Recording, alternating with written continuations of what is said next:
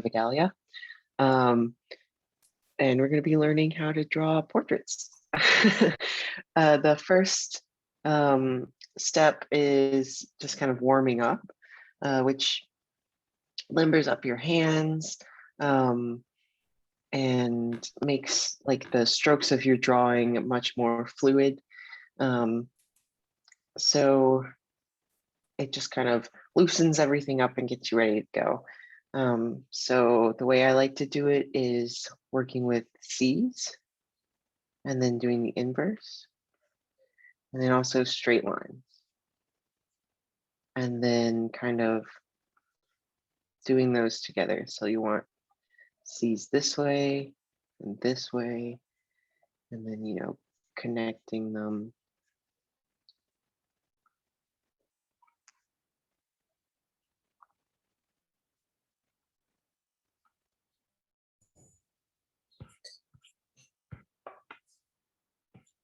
And this kind of just gets you used to the different shapes that we're going to see in the face and the body when we're drawing it.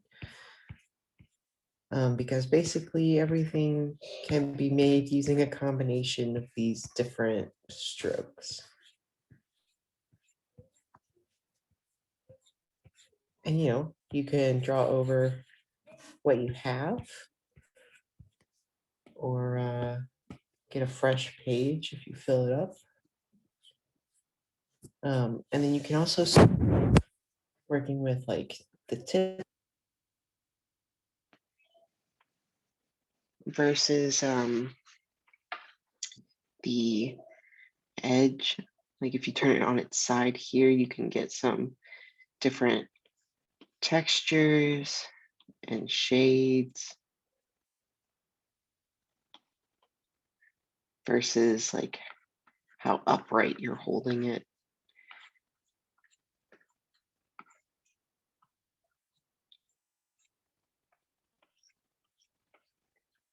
And this is just kind of how I warm up every time before I start drawing. Because when you're loose, your work is just better.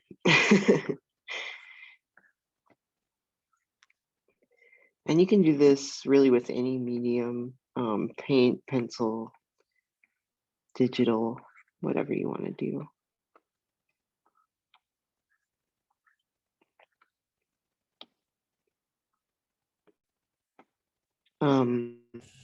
And a lot of people, when they first start drawing, will draw from their fingers. So like they'll make really small, tight motions with just their fingertips. And then like as you start to develop those strokes, you can do them with your wrist. But what I really want you to focus on is drawing from your elbow, because that gives you a more anchored pivot point. So like you can get these different lines. And when you're drawing from your wrist or your fingers, it can give a bias to your drawing instead of when you're drawing from your elbow, if that makes sense. So just kind of practice these wider, looser motions from the elbow instead of the fingertips. All right, so we're going to be looking at some face anatomy. Here we have just like a portrait with high contrast that we can look at.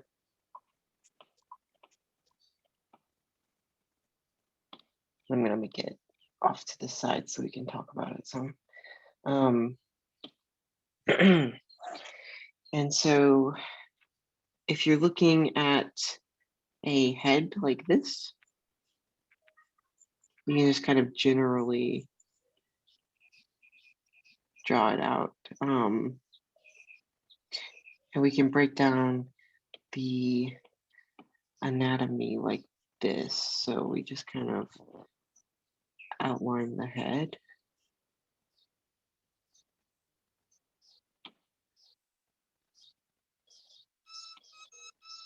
And when we split it in half. And then if we cut it in half again, this is going to be where your eyes are roughly.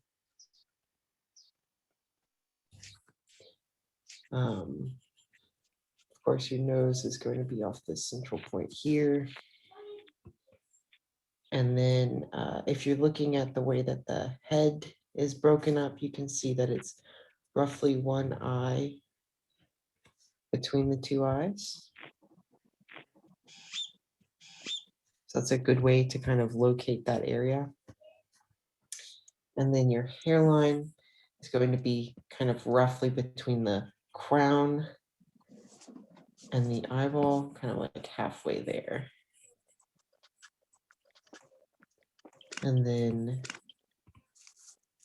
your mouth is going to be roughly at the halfway mark between your chin and your nose. It's just like a rough guideline for the face.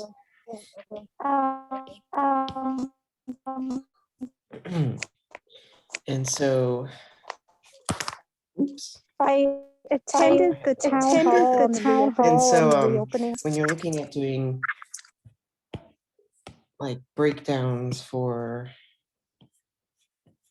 the various face anatomies, that's just kind of a rough general guideline to follow.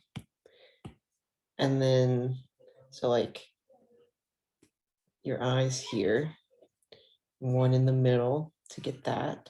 And if you're looking at the ear, you can go out from the corner of the eye and see where your ear is positioned. And then the bottom of it also lines up with your nostrils. Your eyeball is also going to make up, like if you look at your tear ducts, that'll also be roughly where your nostrils will flare out. And then if the eyes were straightforward, you could go from the pupils down to the corners of the mouth and get that kind of lined up like that. And so that can be how you break down your general face anatomy. And then I know it looks scary, but so yeah, that can be kind of like a good guide to follow if you're looking at like making up portraits for doing like character concepts and stuff like that. And keep in mind, there's going to be some natural variation from person to person. Not everyone is textbook proportionate. A good guideline to follow. Do we have any questions about like face anatomy or anything like that?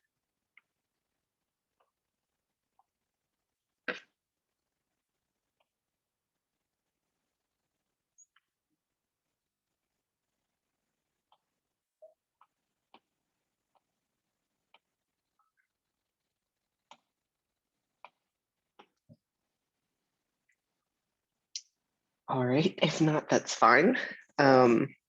So we're going to take those shapes that we did warming up and start applying them. So if we're looking at the face, what we can do is start breaking it down into those C shapes. And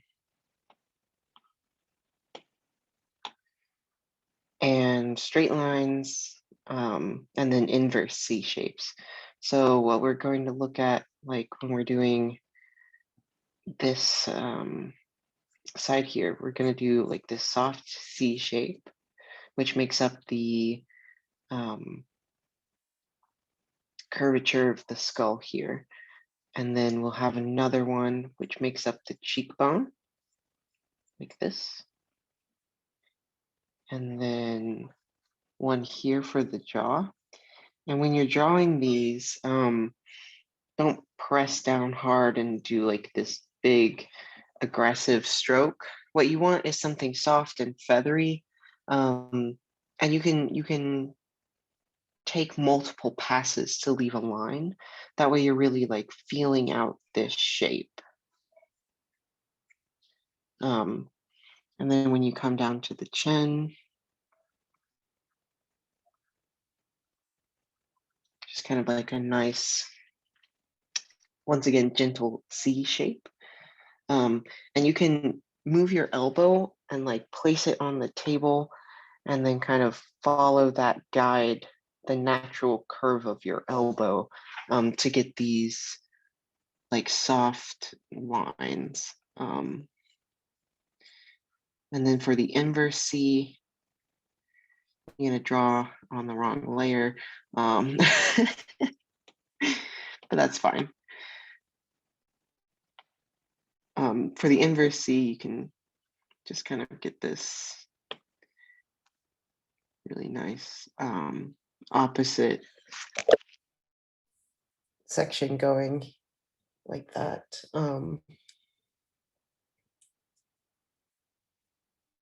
Yeah, and just kind of follow the cheekbone again with this C shape to follow this natural jaw. And then here at the hairline, we're gonna leave some indicator lines like this. And then this is where, like, once again, anchoring your elbow comes in handy because you can get these really fast strokes down. And that's really how you want to draw the hair, is just kind of like fast and soft. And just kind of give the indication, like these fast swoopy lines, the indication of hair. You know, it doesn't have to be perfect. And then as we come down to the neck, you'll see that it'll anchor here behind the ear. And you really want to start that line there. And just softly, once again, it's going to be that C shape that we were practicing. So you can just kind of feather that out. And then you can tell that there's this soft and subtle curve of the neck here.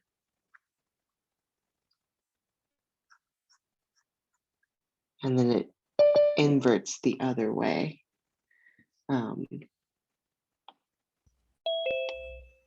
So it's kind of that very soft and subtle S shape, like that. And then the same thing will apply for the shoulder here and here. And the good thing about these soft and feathery strokes, especially if you're working on actual paper, is that they're a lot easier to erase. And so you can go back in and like rework that, apply different line values, stuff like that. If you're working in these feathery strokes versus something like soft, or versus something heavy.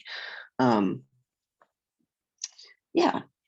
And so once you have an outline that you're pretty happy with, you can start to like structure the face. I'm going to do this on a separate layer just so I can move it around. But you can do like a little soft indicator line across the center of her nose, the center of her chin, and kind of this broad area of the forehead. And then across the eyes here, which will be the center of her head. I know a lot of people, when they draw heads, a lot of times they'll put the eyes up here. And that's because when they draw this indicating circle, they forget that the hairline starts here and then the eyes are more towards the middle. So just keep that in mind when you're drawing.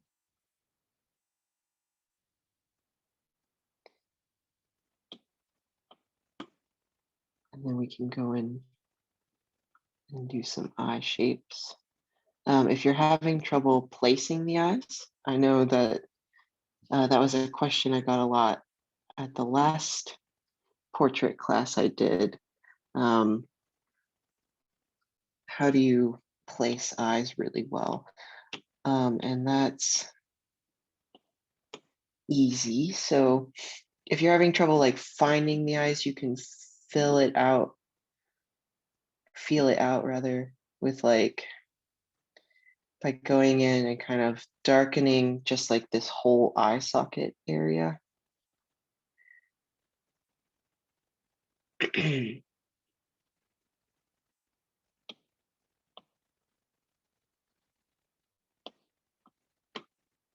And then finding that crease.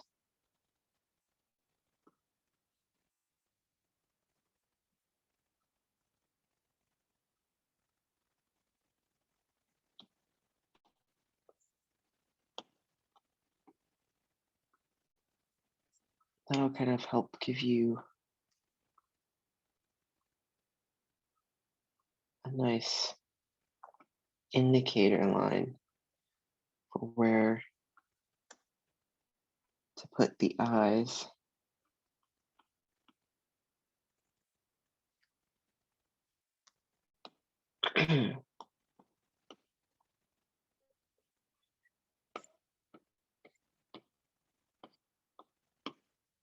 And when you're drawing eyes, so a lot of people will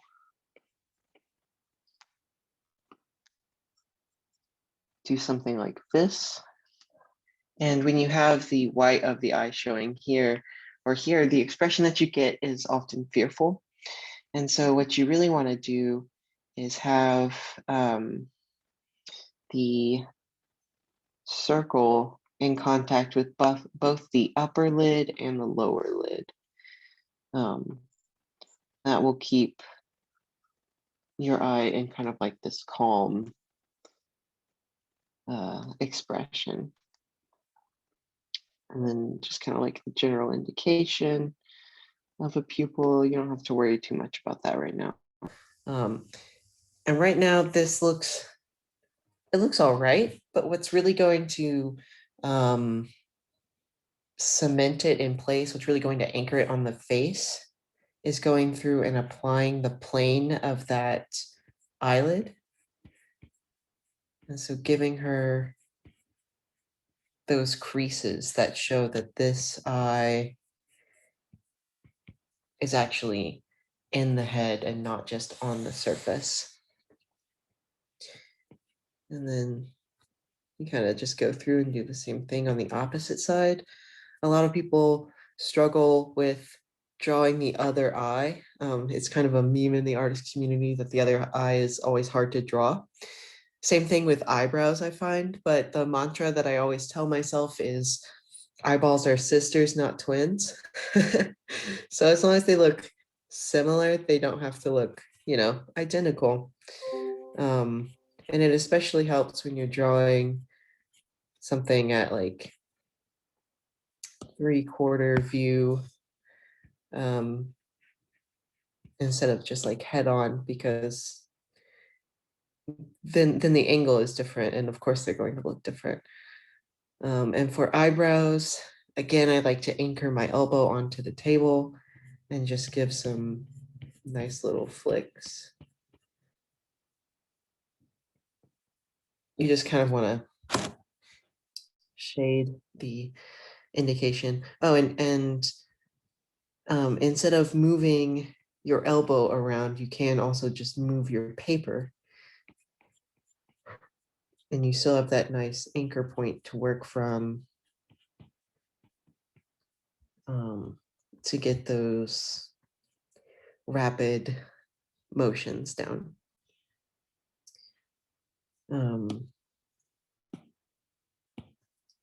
Then for the mouth, the way that I like to do it is I like to put these nice dark dots on the corner, because where these two planes touch is going to be in dark shadow. And then you're just going to follow the line of the lower lip and connect these two dots with these light feathery lines. And then you can see how the muscle of the lower lip is going to create this gentle C curve like this, and then connect it together. I mean, that's what's gonna give you like the really pillowy lip shape, this really three-dimensional effect that you're looking for. And then you just an indicator line for the lower portion. And again, you can just indicate the Cupid's bow and whichever side is in shadow, so you can see that your light source is coming from this direction. I just like to connect on the side that is in shadow. And there's like a good indication for the mouth. And then the nose can also be difficult for a lot of people. Let me take away these lines so that it's not overlapping. And the way that I like to do it is here where the nose connects. I like to draw just like that little C shape. And this part, because it is so tight, you can use your fingers for instead of anchoring at your elbow or wrist. And then you kind of give like the top of the nostrils. And then again along the outside portion of the nose. And so that'll give you like the good indicating shape for it. And then you can just, most noses are made up of like this bulbous tip. And so we don't want to obviously draw a circle across the nose, but we can just hit this curve here to indicate where that bulb is. And you know, if we find that these parts are in shadow, where the planes like make it look like it's connecting, then we can just go ahead and connect those lines. Until we have something that we're kind of happy with. And then just touch the ear here. It's beneath a lot of hair. So that should give us most of our features so that when you boop, you now have like your line art done for your drawing. Does anyone have any questions about line art or any of the techniques that I'm using?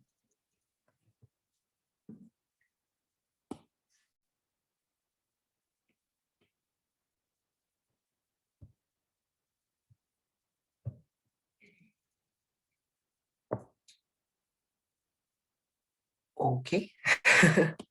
I mean, feel free to ask. I'm just doing a stream of consciousness here. You won't be interrupting me or anything like that. If you have questions about the techniques that I'm using or specifics on how to draw different parts of the face, just blurt it out into the void and I'll answer. So now we can move on to shading. And so what I like to do for this is I'm going to be using the side of my pencil instead of the tip of my pencil. And that'll just give us more of like this kind of effect rather than this kind of effect. And I like to shade by squinting or even taking my glasses off and just really looking at the picture and breaking it down by value. So I'm going to look at, say, like this part, and I'm just going to shade where it's darker. So is this part darker than this part? And if it's not, then I'm leaving it. And if it is, then I'm just gonna shade it in. Just the edge of your pencil. And you just kind of follow that shadow.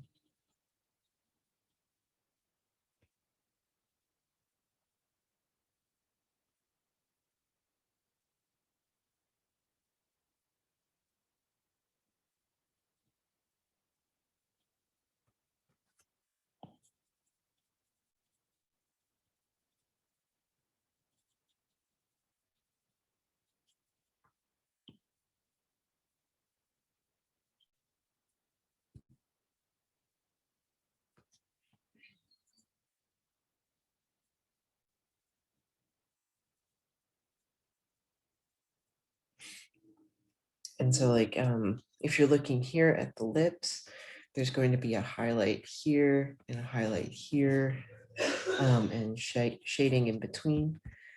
And so what I like to do is I like to start darkest here at like the point of the nose and then follow this out.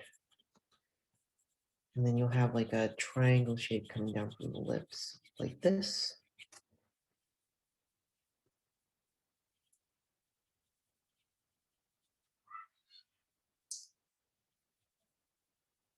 Just kind of blend all of that together.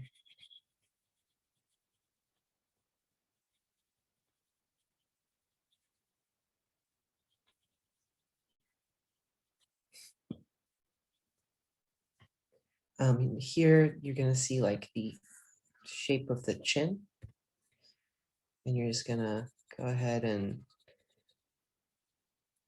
it's pretty simple. If it's darker, shade it.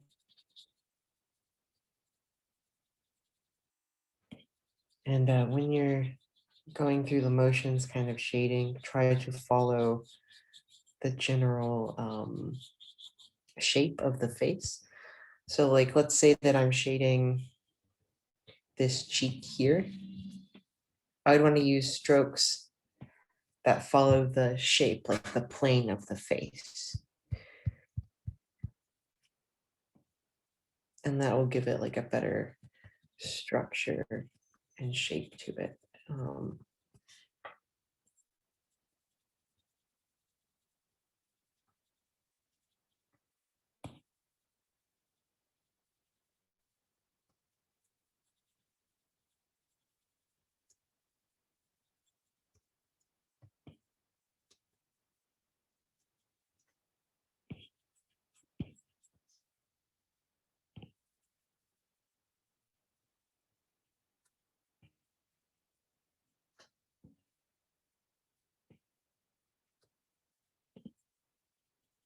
And here where this shading is more subtle, you're going to start looking for the widest highlights.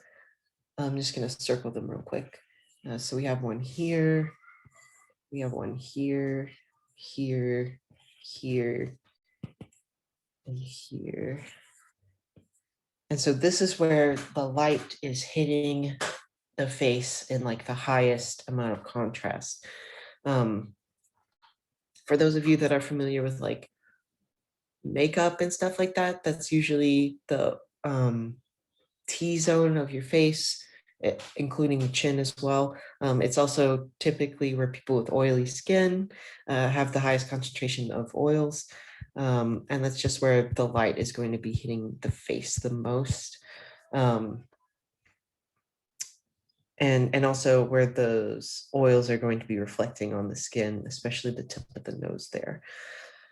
And so what I like to do is I'll typically go in with like the lightest touch and just shade very subtly around those areas.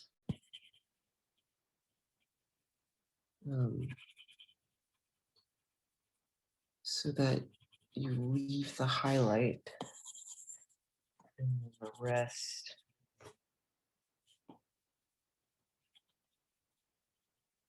kind of remain as like the mid-tone. The other thing you can do is you can work with tinted paper, and then you already have that mid-tone, and you go in and apply a white highlight.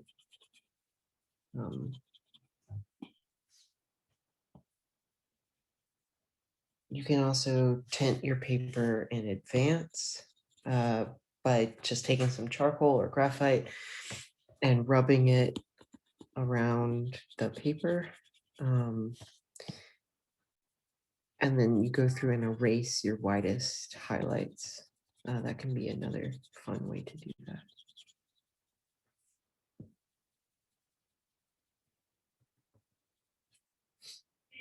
Now then we're going to work on the lips here.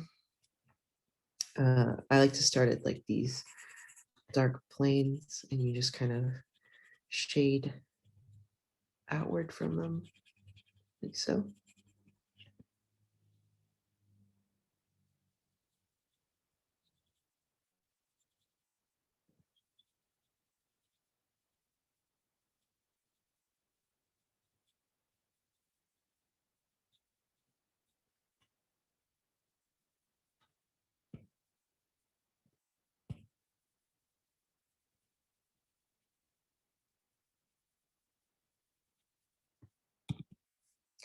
And the way that this lip rolls over, you're going to have some more shading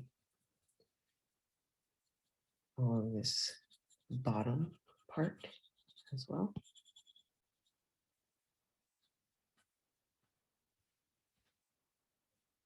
And we can't forget about the neck, because remember, the face is not existing in a vacuum.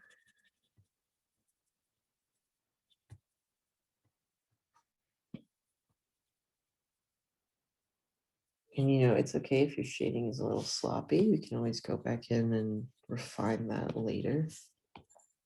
Not a big deal. I just want to make sure that we have like the indication of things.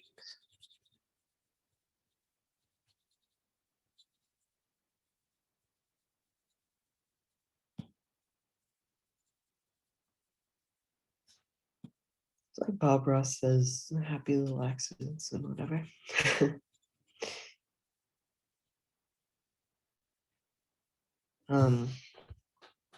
And to shade the hair, we're going to use more of these like same long strokes.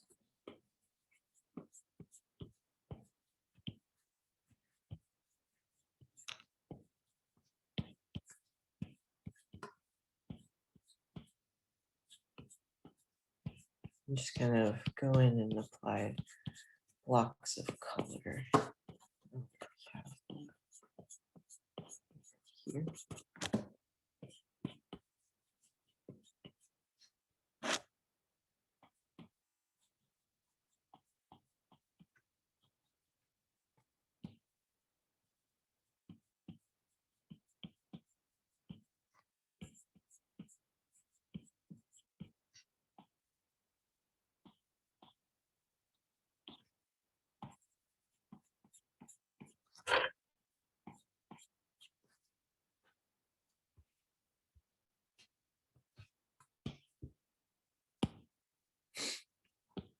And this ends up being what we're left with. Let's go through and just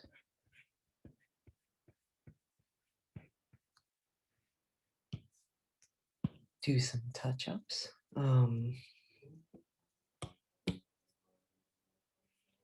We got to go through and shade the eyes. So the top lid here, where the eyelashes are, will always cast a shadow. You can go through and make those a bit darker so that we have that eyelash form. Then for the eye, I like to do a little bit of light shading around the pupil. And again, that top part is going to catch a lot of the shadow from the upper lid. You will see that I left a dot or that reflective highlight.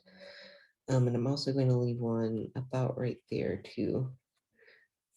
And then you can kind of go through and just add tiny little lines radiating out from the pupil to get that eye color.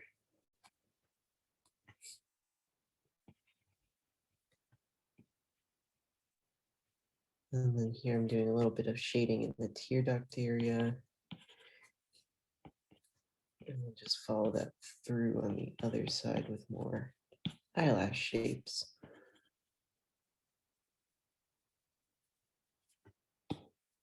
And then we can go through and just kind of touch up the cheek area, this nose area here.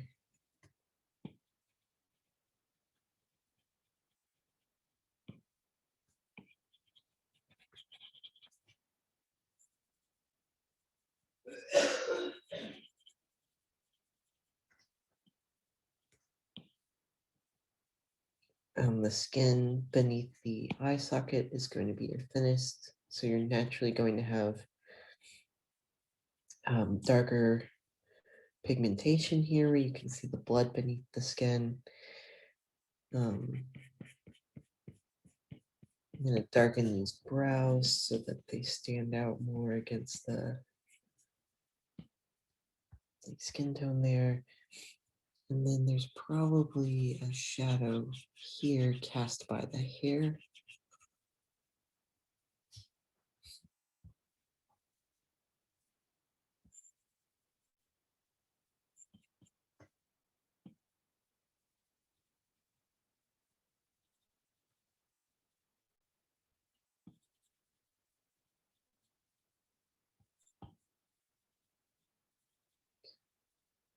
And the shoulder here would be casting a huge block of shadow.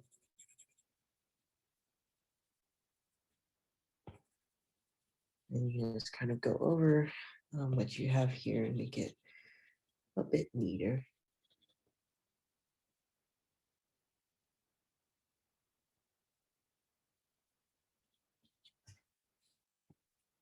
Also ear, darker.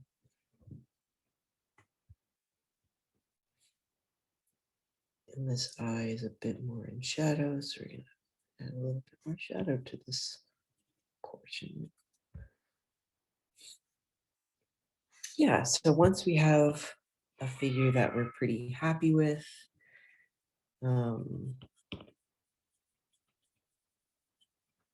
I like to do a little bit more grounding in the area that it exists in. So like giving it this background, and the way that I do that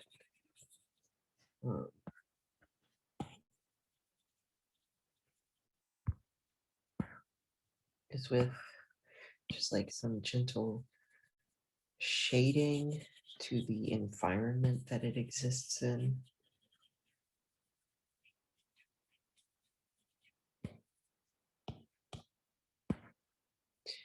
And you can work into that, as much as you want.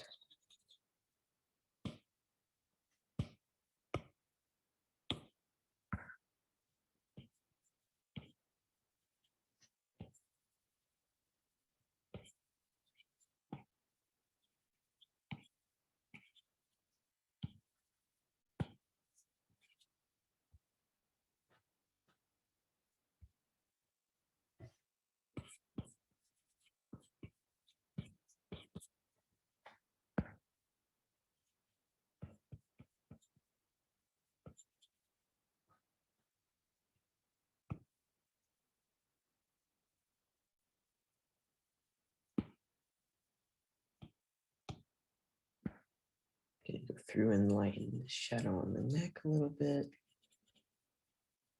And then come back in and just kind of retexture.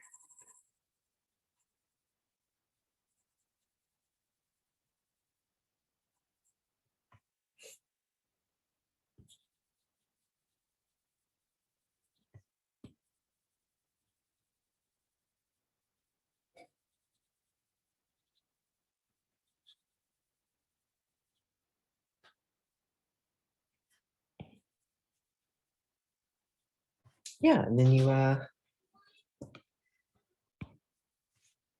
a drawing. Nice little portrait. And you can work into this as much as you want. You can start to add color if that interests you, or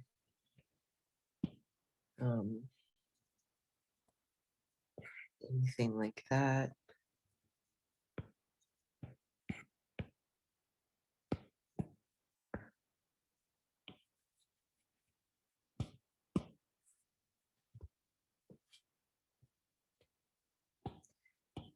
If that's something you want to do. Obviously, you don't have to. You can leave it as is. And the color doesn't have to be her skin tone. It could be something entirely different. So if you were working on colored paper.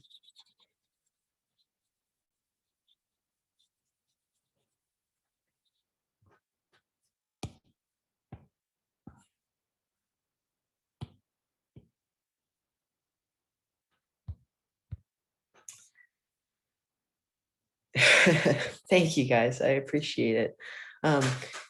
If you have any questions, I have no idea what time it is. Let me see. Yeah, we have 15 minutes left in the class. If you guys have any directed questions, if you guys are struggling with anything specific and you want any insight into that, I'm more than happy to help. I've been doing a figure and portrait drawing for 10, 15 years, something like that. So I'm more than happy to help. And of course, if you're shy and you want to just message me after class, that's fine too. If you'd like, I can go ahead and stop recording. People seem to like to ask questions when we're not recording.